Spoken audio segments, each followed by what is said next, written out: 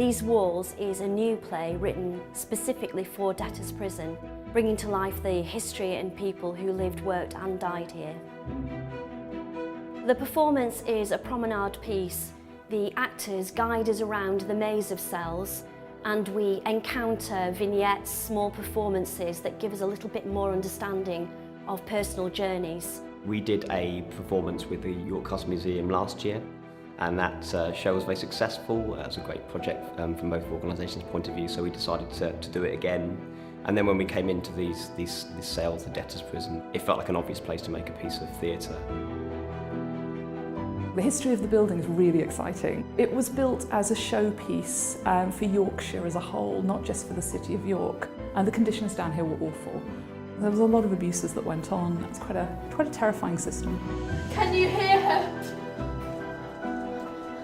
I must find her. The research that I got from the collections facilitator here was brilliant, and I was drawn to specific stories, and because I was focusing on the kind of female narrative, I kind of picked 3 or 4 really strong women's stories, and they sort of formed the backbone of the piece. All of this is based on true life stories. We wanted to make sure it was based on solid archival research, but the play also has some elements that are a bit more kind of artistic license. Can't make me, I don't want to.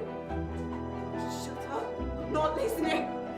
You have to go. So the play is set mainly at the end of the 18th, the beginning of the 19th century, and that was because that felt like a really interesting time for me. There was a lot of change going on, but I couldn't quite resist some of the stories that were slightly earlier and slightly later, so I just cheated a bit and kind of stuck them all in. But to make the narrative pulled together, so it's not just a series of vignettes or scenes about historical characters, she's created fictional characters that she imagined would have been in this prison. So she's created a more sort of a generic jailer character, but also a daughter of the jailer. So the jailer represents the criminal justice system, the way things are, whereas the daughter represents the alternative point of view, the questioning of the justice system. Get you sit over here. You're making a show and you sit at me and all.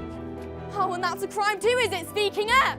The audience is so much closer than in an open theatre, so if you were performing in a theatre you'd have to make everything very big and expressions, but here every small detail needs to be seen by everyone, so it's a lot more naturalistic. I feel like it's actually easier to relate to the character when you're in the prison because you think she could have been in this cell. As an audience, we become part of that. We are a witness, we are onlookers, we are new inmates and even part of the gallows mob. So the performance truly is immersive and participatory.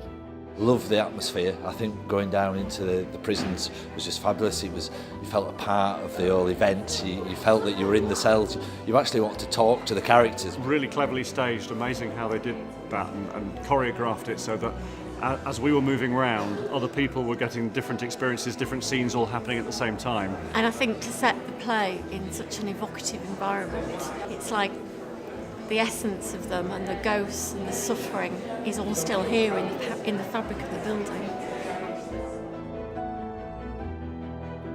When you use a space as a workspace and a performance space rather than seeing it for what it is, like a museum or an exhibition, I think you really get to know it better.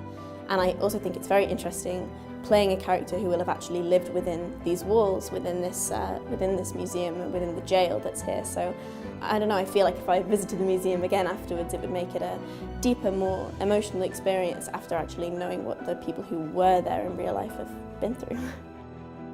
Museums are more than repositories for objects. Objects and spaces can enable us to look through a window to the past. We can experience how others lived. We can consider social history, walking in the footsteps of real people that lived within these walls. But more than that, we are telling stories. Working with young people has allowed them to engage with their history and their heritage through performance and theatre, and that's a big thing that's come out of this collaboration.